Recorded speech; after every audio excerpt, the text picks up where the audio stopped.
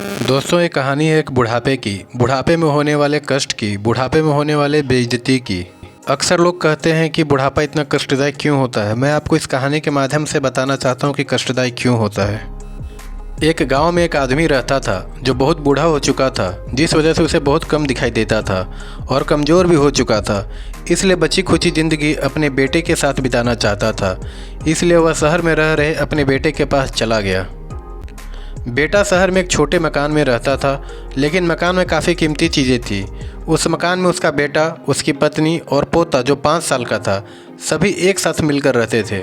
पिता के आने से परिवार में उस छोटे मकान में एक और सदस्य बढ़ गया।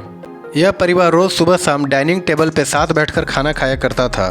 बूढ़ा पिता अपनी कमजोरी के चलते हमेशा खाने की कोई न कोई चीज़ें नीचे गिरा देते थे और कई बार तो कांच के बर्तन भी गिर जाया करता था।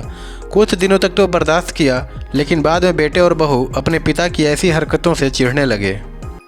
एक दिन बेटे ने कहा कि ऐसा कब तक चलेगा, हमें कुछ करना पड़ेगा। उसकी पत्नी भी इस बात से सहमत हो गई। अगले दिन बेटा कहीं से एक पुराना मेज़ लेकर आया और घर के एक कोने में लगा दिया और अपने पिताजी से कहा कि अब आप यहीं बैठकर खाना खा लिया कीजिएगा। उन्होंने एक लकड़ी का बर्तन भी बनवाया जिसमें अपने बूढ़े पिता को खाना देने लगे। अपने कांच के कीमती बर्तन को बचाने के लिए लकड़ी का बर्तन देने में उन्हें जरा से भी शर्म नहीं आती थी। अब खाने का समय होता तो बूढ़ा बाप उसी पुराने मेज़ पर जो कोने में लगा हुआ था उस पर बैठ के खा लेता था और बाकी का परिवार डाइनिंग टेबल पे खाना खाता था। डाइनिंग टेबल पे बैठे बेटे और बहू कभी कभी अपने बूढ़े बाप की तरफ देख लिया करते थे। बूढ़े बाप की आंख में आंसू भी नज़र आते थे, मगर उन पर कोई असर ही नहीं होता था। 5 साल का बेटा भी ये नज़ारा हमेशा देखा करता था और अपने में खोया रहता था। एक दिन जब बेटे पुतोह खाना खा रहे थे, तब उनका बेटा ज़मीन पर बैठकर कुछ कर रहा था। उन दोनों ने अपने बेटे के हाथ में एक लकड़ी का टुकड़ा देखा, लेकिन उन्हें कुछ समझ में नहीं आया कि बच्चा लकड़ी के टुकड़े के साथ क्या कर रहा है।